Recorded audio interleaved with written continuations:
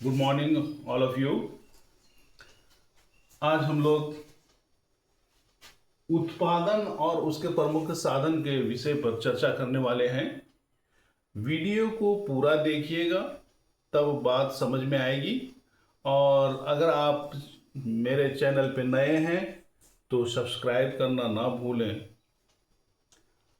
अब हम लोग शुरू करते हैं कि उत्पादन क्या है। What is production. उत्पादन क्या है?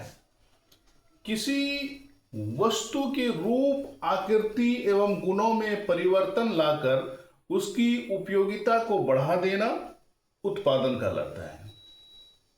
किसी वस्तु के रूप, आकृति एवं गुणों में परिवर्तन लाकर उसकी उपयोगिता को बढ़ा देना उत्पादन कहलाता है। यानी उपयोगिता का सृजन। उत्पादन का मतलब क्या होता है? उपयोगिता का सृजन। जैसे कि हम कोई आदमी एक डलिया मिट्टी लाकर बाजार में आके बैठ जाए और बोले कि उसकी कीमत 50 रुपया है, 50 रुपये में मिट्टी ले लो, 50 रुपये में मिट्टी ले लो, तो कहेगा ये पागल है क्या?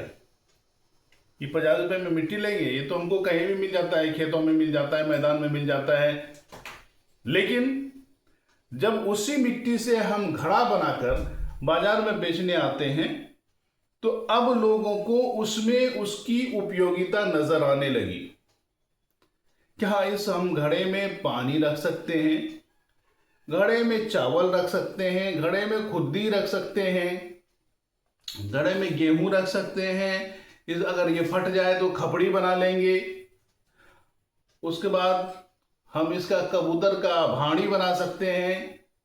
यानी कुछ भी लोगों को उसमें उपयोगिता नजर आने लगती है। अब वो 50 रुपए की जगह उसको 100 रुपये देने को तैयार है।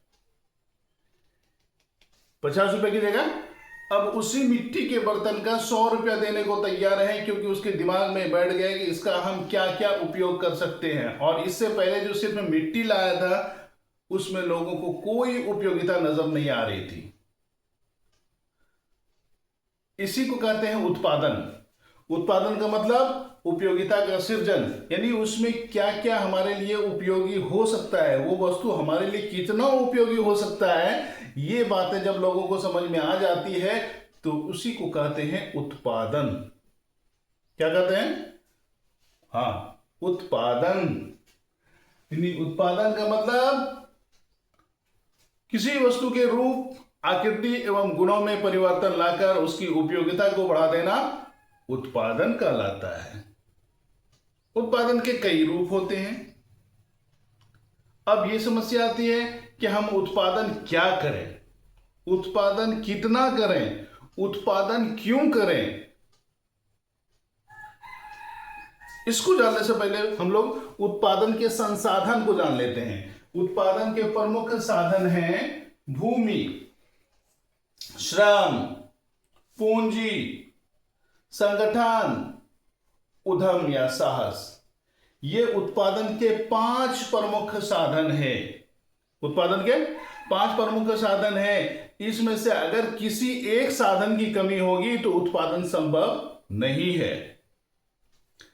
इसमें पहला है भूमि। भूमि का मतलब होता है ये केवल पृथ्वी की ऊपरी सतह से नहीं बल्कि उन सभी शक्तियों से है जो मानव को प्रकृति ने अपने विकास के लिए निःशुल्क प्रदान किया है।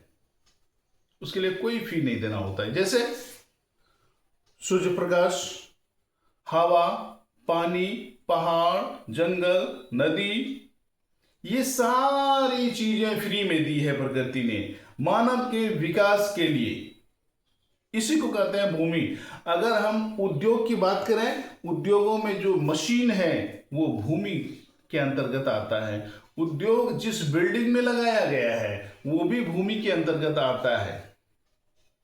यानी वहां पे जितने भी भौतिक संसाधन है उद्योग में उत्पादन के लिए वो सब भूमि कहलाता है। बात समझ में आ गई होगी। उसके बाद है श्रम। श्रम का मतलब काम। श्रम का मतलब काम। यानी मानव जब किसी वस्तु या सेवाओं के उत्पादन के लिए जब अपनी योगदान देता है, अपना सहयोग देता है, उसी को कहते हैं श्रम। किसी वस्तु या सेवाओं के उत्पादन में जो मानव का सहयोग होता है उसी को श्रम कहते हैं। श्रम दो प्रकार के होते हैं, मानसिक श्रम, शारीरिक श्रम। अगर हम किसी काम को अपने मस्तिष्क से करते हैं वो मानसिक श्रम कहलाता है, और जब किसी कार्य को शरीर के बल से करते हैं तो उसको हम शारीरिक श्रम कहते हैं। जैसे गांव देहात में बोझा ढोना, कुदाल चलाना, हल चलाना, ये कौन सा श्रम है? शारीरिक श्रम है। शरीर के बल से ये कार्य किया जाता है। बोरा ढोना, अनाज का बोरी लेके एक जगह से दूसरे जगह जाना, ये शारीरिक श्रम है। मानसिक श्रम क्या है? जैसे ऑफिस में बैठकर लिखा पढ़ी का काम करना, स्कूल में मास्टर साहब पढ़ाते हैं, क्लार्क महोदय बैंक में ऑफिस में अपना लिखा पढ़ी का काम करते हैं, तो इसको कहते हैं मानसिक श्रम।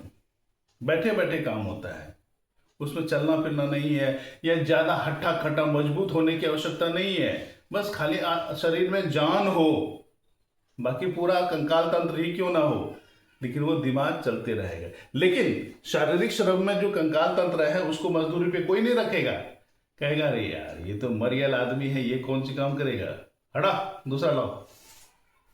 इसी को कहते हैं श्रम। अब आगे हम लोग देखते हैं पूंजी। पूंजी को अंग्रेजी में कैपिटल कहा जाता है। क्या कहा जाता है? कैपिटल कहा जाता है। वो कैपिटल मतलब राजधानी नहीं, ये पॉलिटिकल साइंस नहीं है, ये इकोनॉमिक्स है, इसलिए यहां पे कैपिटल मतलब पूंजी, राजधानी नहीं। पूंजी किसको कहते हैं? संपत्ति का वह भाग जिससे आय की प्राप्ति होती है, पूंजी कहलाता है। संपत्ति का वह भाग जिससे आय की प्राप्ति होती है पूंजी कहलाता है। मान लेते हैं हमारे पास 1 लाख रुपया है और उस 1 लाख में से 10,000 निकाला और एक पान की दुकान खोल लिया या चाय की दुकान खोल लिया, बाकी 90,000 बक्से में रख दिया। तब 10,000 जो हम पूंजी के रूप में दुकान में लगाए हैं, चाय की दुकान में या पान की दुकान में, अब उससे शाम में हमको 10% मुनाफा होगा। लेकिन जो बक्से में रखे हैं यहां से जाके शाम को जब खोलेंगे कि 90 लाख से कितना हुआ, तो 90 लाख 1 रुपया भी नहीं होगा, तो वो पूंजी नहीं कहलाएगा। जो बक्से में है वो पूंजी नहीं कहलाएगा। जो हम लगाए पान की दुकान में या झालमुड़ी की दुकान में या चाय की दुकान में, वही हमारा पूंजी है, उससे हमें 2% नफा जरूर होगा, उसी को पूंजी कहते हैं। ठीक है। और पूंजी 2 प्रकार के होते हैं, एक होता है भौतिक पूंजी और एक मानवीय पूंजी। भौतिक पूंजी क्या होता है? जिसको हम छू सकते हैं, देख सकते हैं, जैसे सोना चांदी, रुपया पैसा, धन संपत्ति, जमीन जायदाद, घर द्वार, ये सब होता है भौतिक संपत्ति। माल जाल मवेशी वगैरह जो भी ट्रैक्टर है, मोटरसाइकिल है, कार है, वो सारे भौतिक संपत्ति है। मानवीय भौतिक पूंजी है। मानवीय पूंजी क्या है? मानव। मानवीय पूंजी मानव जो एक विशिष्ट कार्य करके दिखा सकता है, उसमें कुछ विशिष्ट कार्य करने का गुण होता है, इसी को कहते हैं मानवीय पूंजी, मतलब आदमी। ठीक है। अब आगे हम लोग चलते हैं संगठन। संगठन किसको कहते हैं? संगठन का मतलब होता है उत्पादन में जितने भी संसाधन लगते हैं सबको एकत्रित करने वाला, सबको एकत्रित करके उत्पादन के लिए तैयार करना, उसको हम संगठन कहते हैं। ये संगठन, ये उत्पादन के जितने साधन हैं सबको एकत्रित करके उत्पादन के लिए तैयार करना संगठन कहलाता है। उसके बाद है उद्यम या साहस। ये सारे भूमि, श्रम, पूंजी, संगठन, ये जितने भी चीजें हैं सबको एक साथ उत्पादन के लिए तैयार करना, और उस उत्पादन में जितनी भी पूंजी लगेगी वो सारी पूंजी की व्यवस्था जो करता है उसको उद्यम या साहस कहते हैं। जो रिस्क लेता है उत्पादन के लिए, जो रिस्क लेता है, जोखिम उठाता है, उसी को उद्यम या साहस कहते हैं। यानी कि उद्यमी जो रिस्क लेता है, जो अपनी पूंजी को लगाता है और उत्पादन के लिए अपना रिस्क लेता है, कि पता नहीं भाई, उत्पादन तो करने वाले हैं, उद्योग तो स्थापित कर दिए हैं, मेरे पास पूंजी थी, हमने उद्योग स्थापित कर दिया है, लेकिन अब उत्पादन होने के बाद ये वस्तु बाजार में उपभोक्ता द्वारा एक्सेप्ट किया जाएगा या नहीं। अगर एक्सेप्ट कर लिया जाता है तो हमारी कंपनी चल पड़ेगी, और अगर एक्सेप्ट नहीं किया, लोगों को हमारी वस्तु पसंद नहीं आई, तो फिर हमारा ये जितना भी इंफ्रास्ट्रक्चर है, उद्योग है, मशीन है, हम लेबर को मजदूरी दे रहे हैं, ये सारा मेहनत मेरा पानी में चला जाएगा।